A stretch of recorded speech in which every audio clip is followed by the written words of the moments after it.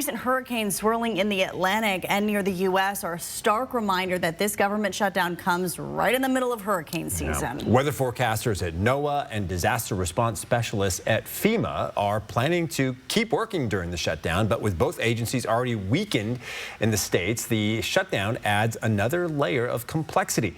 Ivan Rodriguez has the latest. Both NOAA and FEMA have said experienced staff since the start of the Trump administration. At the National Weather Service, which is part of NOAA, managers are working to fill staffing gaps through hiring and moving meteorologists where needed most.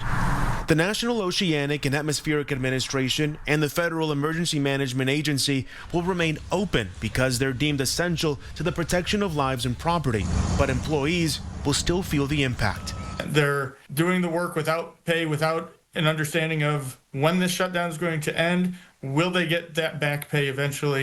Chris Vigaski with WiscoNet says he hopes the shutdown is resolved quickly so it doesn't severely impact the livelihoods of employees. The Weather Forecasting Agency has less than 4,000 employees for the first time in decades. It lost more than 560 people to layoffs, early retirement incentives, and other programs aimed at shrinking the size of the federal government. The agency has enough staff to accurately predict tropical storms and hurricanes, says a NOAA official who spoke to CNN on the condition of anonymity for fear of retribution. The question, of course, is for how long and what other supporting capabilities, if you will, might be compromised, especially with so many people being furloughed right now.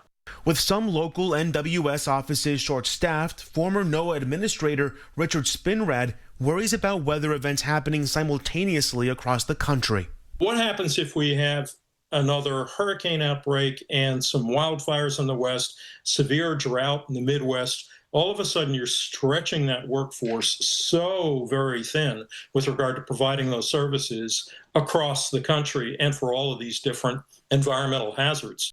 The National Weather Service is working to hire new forecasters, but it isn't a fast process, and a prolonged shutdown could slow this down even more.